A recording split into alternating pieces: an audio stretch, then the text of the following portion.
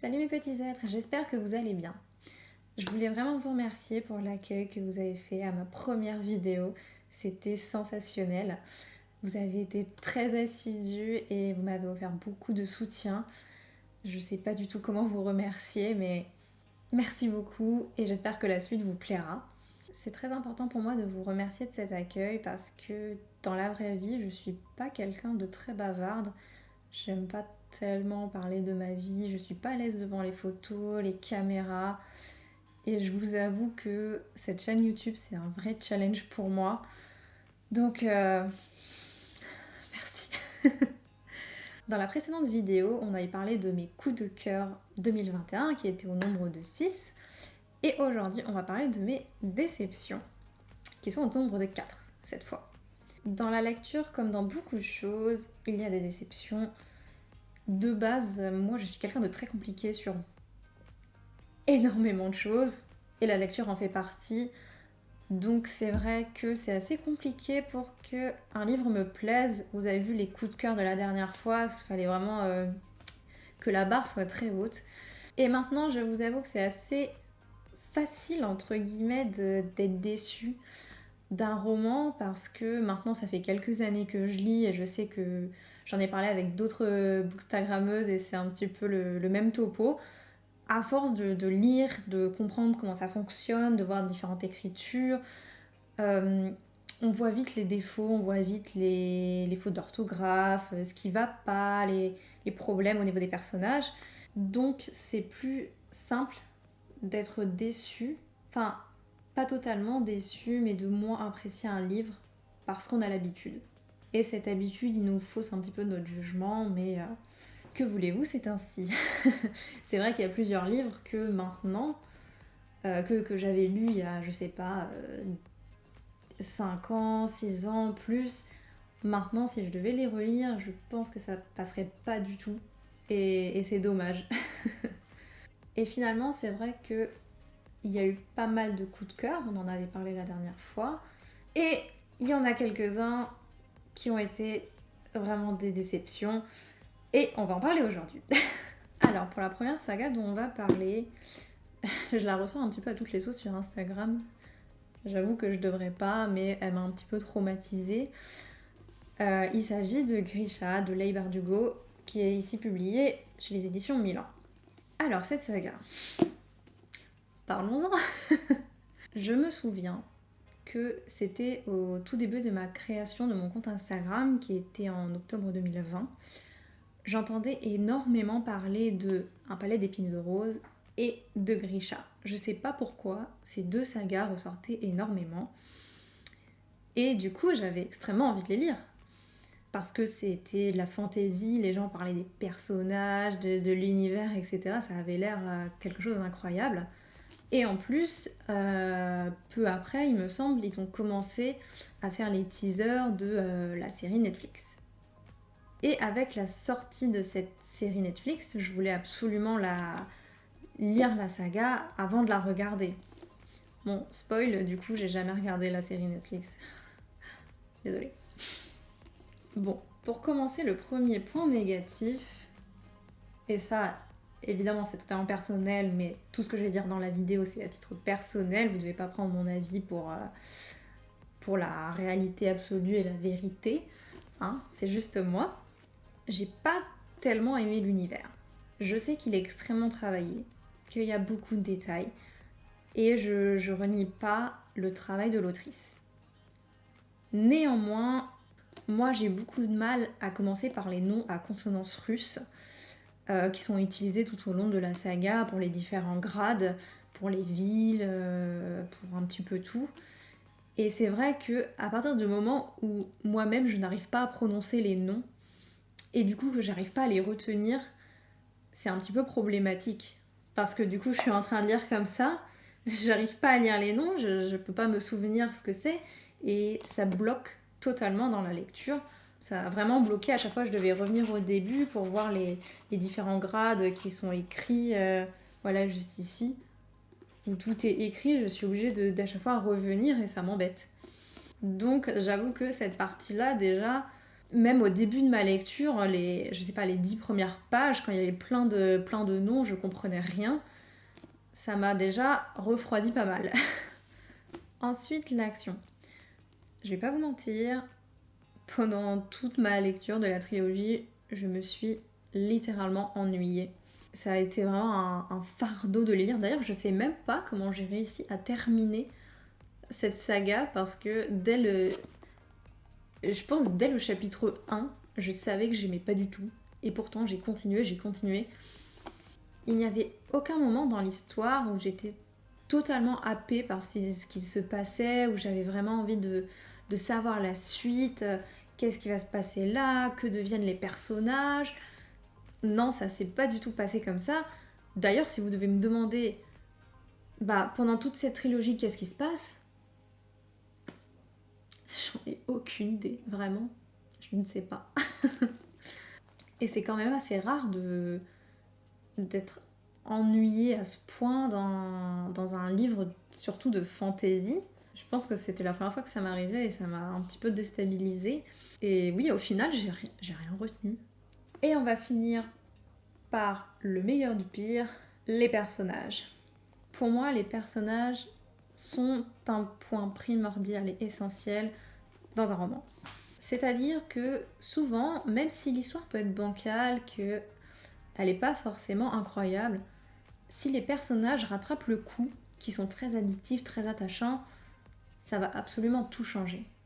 Et au contraire, si l'histoire est géniale, époustouflante, mais que les personnages sont fades, encore une fois, ça va pas le faire. Parce que bien souvent, la narration peut être à la première personne, et dans ces cas-là, on est directement dans les pensées du personnage, et si celui-ci, il nous est insupportable, la lecture est très difficile. Là, c'est très compliqué. Et honnêtement, dans cette saga-là, je pense que j'ai pas aimé énormément de personnages. Hein. Ou alors, si j'ai aimé, c'est... Je dirais même pas aimé, c'est que j'ai supporté finalement les personnages. On va commencer par la tendre et magnifique Alina, qui est pour moi l'exemple typique de l'héroïne que j'ai envie d'attraper comme ça, de secouer et de baffer pour la réveiller. Et juste ça, c'est un gros blocage dans la lecture. Honnêtement, je la trouvais très fade, sans caractère. J'arrivais pas du tout à comprendre ses décisions à chaque fois. Ça me... J'étais... What? Je comprenais pas. Je sais pas. Oui, Alina, ça l'a pas fait pour moi du tout. Je dirais pas que c'est au même niveau que Bella dans Twilight, mais voilà quoi. On pourrait le mettre dans le même top. Après, on avait aussi Mal, donc le meilleur ami d'Alina, que je supportais pas du tout non plus. Que pour ma part, je trouve qu'il agissait vraiment comme un enfant à toujours prendre ses décisions sur un coup de tête, mais vraiment pas de la bonne manière. C'était toujours incompréhensible. Donc lui non plus, c'est niette. Et après, malheureusement, le seul point qui aurait pu être positif, qui aurait pu, je pense, vraiment rattraper l'histoire et donner un côté plus addictif et plus intéressant, c'était le Darkling. Et en particulier, sa relation avec Alina, qui aurait pu vraiment être incroyable, parce que lui est très mauvais, elle est du bon côté, bon, on connaît, mais je pense que ça aurait pu vraiment donner quelque chose d'exceptionnel. Et au final, ça n'a pas du tout été exploité, ça n'a pas du tout été utilisé. C'est vraiment, elle était dans son coin, lui, on le voyait, 30 secondes dans le livre, et puis c'était tout. Voilà. Oui, la relation Alina et Darkling, ça aurait pu donner quelque chose de très fort, de très émouvant, de très contradictoire. On aurait pu vraiment être déchiré par tout ça. Je sais pas, quand je lisais le début de l'histoire, je m'imaginais déjà des scénarios improbables et au final, ça n'a pas du tout été exploité, pas du tout été utilisé. Alina, bon, elle est présente tout le temps, et le Darkling, je suis désolée, mais au bout d'un moment, je me souvenais même plus de lui, tellement il apparaît pas. Et c'est dommage pour un grand méchant d'être si peu présent. Donc, je suis très déçue. Pour finir sur le point couverture, j'ai envie de dire que c'est vraiment dommage que j'ai pas aimé la saga parce que les couvertures sont magnifiques. Je veux dire, on voit la couverture, on se dit waouh, c'est de la fantaisie, on voit qu'il y a de la magie, l'illustration est vraiment très très belle. Et en plus de ça, j'étais totalement dégoûtée parce que donc ils avaient commencé à sortir ce genre de couverture en format broché qui sont très belles. Et pareil pour la suite, donc Sticks of Crows, celle-ci, donc en grand format. Et malheureusement, avec l'apparition de la série Netflix, ils ont totalement changé les couvertures, que je trouve beaucoup moins belles maintenant. Et j'avais acheté le tome 1 pour voir si ça allait me plaire. Et du coup, le tome 2, introuvable. Du coup, est-ce que je vais réussir à lire la suite un jour? Je ne sais pas, parce que j'ai pas envie de l'acheter en poche, j'ai pas envie de l'acheter dans une autre édition. Tristesse et calomnie. On passe maintenant à la suite. Crescent City de Sarah J. Maas, publié chez les éditions de Saxus.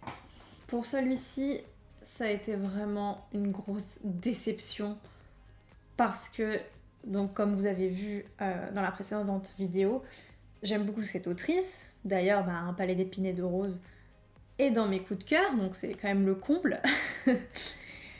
Et ce livre-là, j'en avais entendu tellement parler. Les gens, ils en parlaient, mais tous comme un coup de cœur incroyable, comme une histoire folle. Les gens, limite, ils avaient pleuré pour ça. Et je me suis dit, waouh, ça a l'air incroyable. En plus, la couverture. Parlons-en maintenant, quoi. Ça ne peut que donner envie. Et vraiment, là, pour le coup, autant les autres livres, je vous avoue que je m'attendais... j'avais pas d'attente. Je m'attendais pas à grand-chose. Et celui-ci, je suis tombée, mais de tellement haut, mon cœur a été brisé. Et en voyant tous les avis, et en plus que c'était Sarah J. Maas, et j'avais vu aussi beaucoup de fan art sur les personnages, je savais que c'était de la fantasy. Je me suis dit, mais c'est sûr à 100% que je vais aimer. Je partais au début de ma lecture, j'étais convaincue que j'allais adorer, que ça allait être un coup de cœur. Alors, qu'est-ce qui n'allait pas? On va commencer par la longueur. Bon, ça, comme tout ce que je vous ai dit, c'est très personnel. Mais c'est vrai que moi, les livres qui sont trop longs, c'est-à-dire que moi, je pense que plus de 500 pages, ça commence déjà à me titiller un peu. Mais là, on est sur plus de 900 pages, il me semble. 950 pages, c'est vraiment très long et en plus très lourd. Pas pratique à lire dans les transports, je vous le dis. Mais oui, beaucoup trop long pour moi, c'est un problème. C'est vrai que quand c'est trop long, je pense que ce n'est pas agréable à lire non plus. Parce qu'on passe vraiment beaucoup trop de temps dans l'univers, on est trop dedans pendant trop longtemps, on fait beaucoup de trop, et ça devient un petit peu fatigant. Enfin, moi, c'est comme ça en tout cas que je le ressens quand je lis vraiment des pavés, et c'est pour ça que j'en lis pas beaucoup, parce que ça m'épuise un peu. Ici, on est dans un univers d'urban fantasy. Alors, moi, avec Sarah J. Maas, avec Un palais d'épines de roses et Kéléana, j'étais très habituée à de la fantasy pure et dure. Et bon, moi j'adore ça, donc ça m'allait parfaitement. Néanmoins, ici, on est sur un mélange de fantasy et de monde moderne, urbain. Et c'était la première fois d'ailleurs que je lisais de l'urban fantasy. Et ça m'a pas plu du tout. C'est un mélange qui ne me convient pas à moi. Donc il y a beaucoup de gens qui aiment beaucoup, mais moi ça passe pas. J'ai trouvé aussi que les descriptions, il y en avait énormément. Et en plus c'était dans le fouillis. C'est-à-dire que je trouvais au début il y a beaucoup de descriptions. Donc j'étais un peu perdue. Faut réussir à se remettre dedans, essayer de comprendre. Et parfois, il y a des explications qui arrivaient beaucoup plus tard sur d'autres trucs qui en fait fallait expliquer avant. Et du coup, c'était un petit peu un fouillis monumental. Et sur 950 pages, ça fait très long. Encore une fois, comme dans Grisha, j'ai pas aimé les personnages. En particulier le personnage de Bryce, qui est donc la personnage principale et qu'on suit tout au long du roman. Et pourtant, avec Sarajima, j'ai eu vraiment l'habitude d'adorer ces héroïnes qui sont fortes, indépendantes, qui sont aussi féminines et sensibles, qui ont vraiment un caractère qui, moi, me plaît énormément. Ici, l'héroïne est très très différente. Encore une fois, c'est très personnel, mais pour moi, en lisant, j'avais vraiment l'impression d'avoir affaire à une adolescente complètement égoïste, égocentrique, narcissique, vraiment qui n'en fait qu'à sa tête et ça m'a... Elle ramenait toujours tout à elle. Je l'ai trouvée irritable au possible. Je la supportais pas. Vraiment, mais comme une ado qui, je ne sais pas, qui en veut au monde entier, qui en veut à ses parents pour aucune raison et qui s'énerve contre tout le temps. Et c'est vraiment dommage d'avoir fait un personnage comme ça, quoi. C'est bien dommage parce que Jimas, elle a l'habitude de nous offrir des héroïnes qui sont très addictives, je trouve. Et ici, vraiment devoir lire je sais pas, oui, une adolescente tout le temps énervée, je sais pas, moi personnellement, j'ai pas envie de lire des trucs comme ça. Ça m'intéresse pas. Surtout dans de la fantasy. Du début à la fin, je n'ai pas réussi à comprendre ce personnage. Je n'ai pas réussi à avoir une once de sympathie pour elle. Alors qu'on découvre des choses sur son passé, de pourquoi elle est un petit peu comme ça. Que oui, elle a eu la vie dure. Mais je sais pas, je trouvais que c'était pas une raison vraiment de se comporter de la sorte. Et oui, j'avais vraiment mais zéro sympathie pour elle. Il pouvait lui arriver quoi que ce soit, ça me faisait rien. En plus, avec ces... alors, comment ils ont traduit ça en français?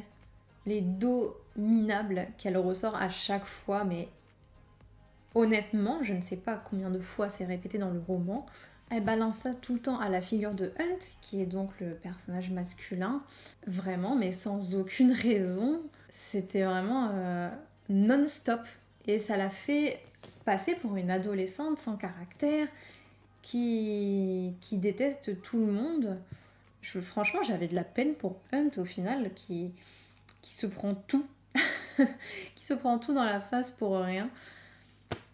Donc c'est vrai que dans ce roman, les personnages, ça coince. Bien que les autres personnages ne m'ont pas vraiment convaincue plus que ça, j'ai aussi eu un problème avec l'intrigue de l'histoire, donc parce que c'est quand même, au final, pendant tout ça, c'est une sorte d'enquête. J'ai trouvé ça un peu fade, quoi. En plus, j'avais beaucoup de personnes. Donc quand j'avais commencé ce livre, j'en parlais beaucoup sur Instagram, donc les gens suivaient un petit peu, et tous me disaient attends, continue ta lecture, dans les 200 dernières pages, tu vas voir, ça va être complètement incroyable, ça va t'émouvoir. Je me suis dit bon, ok. Et du coup, je suis arrivée aux 200 dernières pages, et bah... ok. Je n'ai rien ressenti du début à la fin. Ce roman m'a laissé vraiment de marbre et je lirai absolument pas la suite. Et c'est dommage parce que j'aurais tellement aimé l'aimer comme d'autres l'ont adoré et pouvoir en parler, lire la suite. Mais pour moi, ça a été un échec, mais cuisant. On enchaîne avec la saga La fiancée de Caracas, publiée chez Robert Laffont. Alors peut-être que vous reconnaissez du coup ce type de couverture, c'est donc la même autrice qui a fait La Sélection. Et La Sélection, moi personnellement, je l'ai lu, je dirais pas il y a 10 ans, non quand même pas il y a 10 ans, bon bref, je l'ai lu en tout cas il y a plus de 6 ans, et j'avais vraiment adoré complètement, j'avais acheté tous les hors-séries, machin, donc c'était une histoire de royauté, de romance, j'avais totalement aimé, je les ai lus mais tellement vite. J'avais dévoré les bouquins qui sont au nombre de 5 il me semble. Ça m'avait happé. Les personnages étaient complètement addictif. Les relations entre eux, l'ambiance et l'écriture de Caracas se lit très très facilement, ça y a aucun souci. Et du coup, je me suis dit, quand je l'avais vu sortir cette nouvelle saga, là je précise, celui-ci c'est le tome 2, donc je parlerai surtout du tome 2, mais quand je l'avais vu sortir cette nouvelle saga, je m'étais dit, il faut absolument que je la lise, pour voir si j'aime toujours, si c'est aussi bien. Et malheureusement, je pense que Kirakas, un petit peu comme Anatode, celle qui a fait After, j'aimais beaucoup ce genre de lecture quand j'étais adolescente, début adulte, etc. Mais maintenant, ça pêche beaucoup. Par exemple, je pense que je ne relirai jamais la sélection parce que j'ai pas envie de perdre ce souvenir que j'avais de cette saga. Je veux que ça reste bien. J'avais essayé de relire, en prenant Anatode comme exemple, j'avais essayé de relire After, en sachant que c'était un des premiers livres que j'avais lu. Et waouh, la claque. C'est toute ma hype là. Wouhou. Alors, je vous avoue que les romans m'ont... Enfin, en tout cas, le premier m'avait si peu marqué que je me rappelais même pas du synopsis. Je me souvenais pas du tout de ce qui se passait. Mais le seul truc que j'avais retenu, c'était que les personnages étaient super fades. En particulier Olis, la personnage principale, que je la trouvais très gnangnang, très... Et c'est vrai que dans ce tome 2, malheureusement, ça ne s'améliore pas du tout, du tout. Olis est toujours aussi niaise, aussi gnangnante, elle n'a pas soudain une force de caractère qui pourrait nous faire l'apprécier en fait si elle avait changé un petit peu. Les autres personnages, rien d'incroyable. Le scénario est toujours aussi bancal. Je vois d'ailleurs pas forcément l'intérêt de ce roman. C'est vrai qu'en fait, cette saga-là, elle est classée dans le young adult. Pourtant, moi, je sais pas, je l'aurais presque mis dans... Pas dans les enfants, mais bon. Non, vraiment, pour du young adulte, c'est très fade comme histoire. Il se passe rien. Il se passe rien, les personnages ne sont pas intéressants. Il n'y a aucune scène extravagante, incroyable, rien qui m'a dit waouh, je m'y attendais pas, parce qu'en plus tout est absolument prévisible, et il y a même des scènes qui sont ridicules. Alors attention, si vous ne voulez pas être spoilé de cette saga, ne regardez pas les 30 prochaines secondes. Il y a une scène dans le tome 2 du coup, où il y a Olis et un autre garçon, je me souviens plus de son nom, qui sont devant un prince. Et je sais plus ce qu'ils lui disent, donc le prince il est là avec son épée. Il y a Olis qui lui parle de je sais plus quoi, parce qu'il me semble qu'il devait se marier à un moment donné, ça s'est pas fait, machin. Et le prince il commence à s'énerver. Il commence à courir vers Olis comme ça. Il court, il trébuche.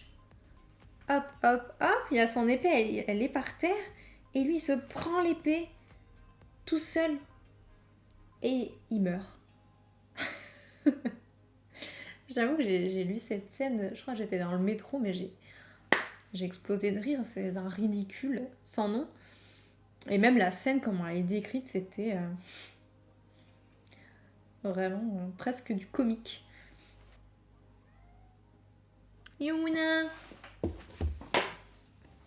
Voilà. Donc c'est vrai que pour moi, cette saga, ça l'a pas fait du tout. C'est peut-être aussi plus mon style, j'avoue que j'ai du mal un petit peu à faire la différence. Donc ça s'est pas bien passé. Pas du tout. On passe au dernier livre que je n'ai plus matériellement parce que je l'ai vendu sur Vinted. Je suis désolée, c'est qui m'a vraiment pas plu. Et c'est Et ils meurent tous les deux à la fin de Adam Silvera, publié chez Robert Laffont. Pour ceux qui m'ont suivi sur Instagram, c'était vraiment une apothéose un petit peu ce roman, j'arrêtais pas d'en parler tous les jours. Donc c'est qu'il y a pas mal de choses à dire, et pas des choses positives. Alors, l'histoire en soi, Je trouvais que le speech en lui-même était vraiment pas mal. Il était intéressant, ça aurait pu mener à quelque chose de bien. Néanmoins, il y avait des petits soucis d'incohérence à mon avis. C'est-à-dire que dans ce bouquin, les personnes en fait ont leur téléphone pour leur dire, alors je sais plus, vous avez encore 24 heures à vivre, quelque chose comme ça. Et en fait, pendant toute ma lecture, je me suis dit, mais comment ça se fait qu'il y ait personne qui se pose de questions là-dessus? C'est-à-dire qu'il y a un centre d'appel qui connaît la date de mort de chaque personne dans le monde, et comment ça se fait que personne ne se demande comment c'est possible? Parce que moi, je me demande comment c'est possible, parce que ça n'a aucun sens. C'est-à-dire que vraiment, il n'y a aucun personnage n'a envie d'enquêter, de comprendre le pourquoi du comment ça fonctionne, comment ils peuvent savoir ça. On n'a rien, zéro information. Et honnêtement, j'aurais préféré que le livre fasse, je ne sais pas, même 200 pages de plus, mais que ce soit bien expliqué. Parce que c'est quelque chose qui m'a vraiment frustrée tout au long de ma lecture. J'ai pas compris. Alors comment on peut dire oui, ok, et c'est tout. Deuxième point, qui est un spoil, donc pareil, ne regardez pas les 30 prochaines secondes, disons, si vous voulez pas être spoilé. Pourquoi spoiler la fin du livre dans le titre? Parce que moi, quand j'ai commencé le livre, je me suis dit, donc c'est ils meurent tous les deux à la fin. Peut-être qu'en fait, à la fin, ça va changer, il va y avoir un rebondissement, et en fait, pas du tout. Et non. Oui, ils meurent bien tous les deux à la fin. Et enfin, mon plus gros problème avec ce livre, c'est le vocabulaire qui est employé. Alors, encore une fois, comme j'avais dit sur Instagram, je ne sais pas si c'est de la faute de la traduction ou si c'est vraiment comme ça, même dans l'original. Bon, ça ne sera pas ces mots-là employés, évidemment, mais ça m'a posé un énorme problème. Déjà, je vous avoue que moi, quand je lis un livre, j'aime bien que ça soit, oui, bien écrit, c'est sûr, mais que ce soit pas familier. Déjà, j'aime pas quand il y a des insultes. Alors, parfois, ça peut être utile sur certains personnages qui ont un petit peu le profil, ils vont dire putain, merde, voilà, ce genre de choses. Si c'est bien utilisé avec parcimonie, ça va. Mais quand c'est vraiment très très familier, que j'ai l'impression que c'est un adolescent qui a écrit, ça me pose quand même un problème. Dans ce roman, il y avait, alors je sais plus, j'avais noté les nombres de fois où ça apparaissait, mais déjà il y avait le mot wesh. Donc déjà, voir wesh dans un livre, pour moi c'est trop familier. Beaucoup trop familier. Mais bon, encore, si c'était à Paris, vous voyez, une ou deux fois, ça aurait pu passer parce que c'est le personnage, je sais plus comment il s'appelle. C'est un des deux protagonistes qui a un petit peu un caractère où il fait ce qu'il veut, il s'en fout un petit peu de tout, machin. Je comprends ce qui a voulu être transmis, mais je pense que c'était pas la bonne solution. Et en plus des wesh, il y avait aussi, qu'est-ce qu'il y avait? Il y avait seum, ouf, je sais plus ce qu'il y avait, il y avait d'autres trucs, vénère.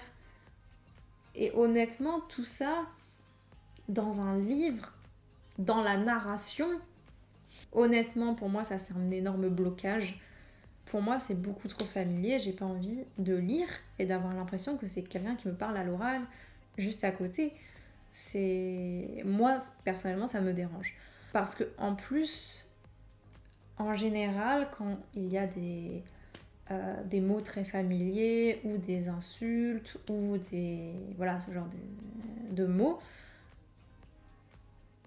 c'est toujours dans les dialogues.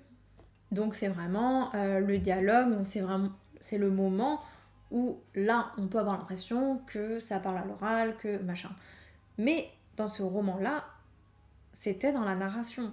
Donc je trouve que c'est d'autant plus gênant d'avoir ce genre de mots dans de la narration où c'est censé être très bien écrit et pas du tout familier.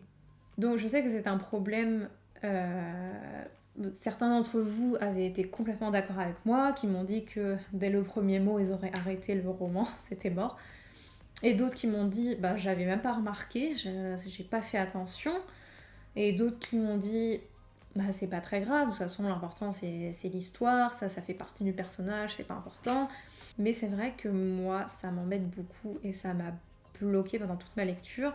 Et en fait je voyais tellement de mots comme ça que j'en étais à limite les rechercher, je faisais même plus attention à l'histoire. Je me disais, oh putain, quand est-ce que je vais avoir un nouveau mot? Quand est-ce qu'il va arriver? Et c'est quand même dommage. Surtout que c'est censé être un roman émouvant, qui je crois en a fait pleurer quand même quelques-uns. Du coup, moi, ça m'a refroidi. Ça m'a refroidi et j'ai pas eu la sensation que c'était un livre sérieux en fait. Je sais pas, c'était écrit par un adolescent qui utilisait ces mots de tous les jours, qui les a mis là et qui voulait raconter son histoire. Et je sais pas, pour moi vraiment quand je lis un roman, j'ai envie que ce soit quand même fait un minimum professionnellement, qu'il y ait des beaux mots qui soient à l'intérieur et que ce soit pas que de la familiarité. Ça perd un petit peu tout son sens et moi les émotions et les sensations que je devais retrouver en lisant cette histoire, je ne les ai pas du tout eues, en particulier à cause de ça. Et c'est dommage parce que l'histoire avait vraiment beaucoup de potentiel. Le scénario de base était très intéressant, mais malheureusement, ça a été exploité d'une façon un petit peu étrange. D'ailleurs, j'avais l'une d'entre vous sur Instagram qui m'avait envoyé le texte d'origine. Et en fait, les wesh, ça a été traduit de yo. Donc yo, yo, yo, yo, yo. Et voilà, ça a été traduit de ça. Est-ce que c'était vraiment la bonne traduction? Je sais pas. Honnêtement, je saurais pas vous dire. En tout cas, je suis quand même contente que ça ait pas dérangé la plupart d'entre vous, que vous avez pu apprécier l'histoire. Et moi, ça l'a pas fait, tant pis. C'est pas grave. Voilà, on arrive à la fin de mes déceptions de l'année 2021. J'en ai mis que 4. En vrai, j'aurais pu en mettre plus, mais je me suis dit que il y avait déjà pas mal à, à raconter dessus parce que, étrangement, quand il faut dire du mal, entre guillemets, de quelque chose, on peut en parler pendant longtemps, mais quand c'est du bon, c'est plus difficile de trouver les mots. Donc voilà, je pense que 4 c'est amplement suffisant, on a passé assez de temps dessus. J'espère que cette vidéo vous a plu. N'hésitez pas à mettre un pouce vers le haut pour me soutenir, à partager cette vidéo, à mettre des commentaires, à me suivre aussi sur Instagram où je suis beaucoup plus présente et active si vous voulez plus me suivre. Et n'hésitez pas à vous abonner, ça ferait toujours plaisir. En tout cas, merci d'être là et on se voit dans la prochaine vidéo. Ciao!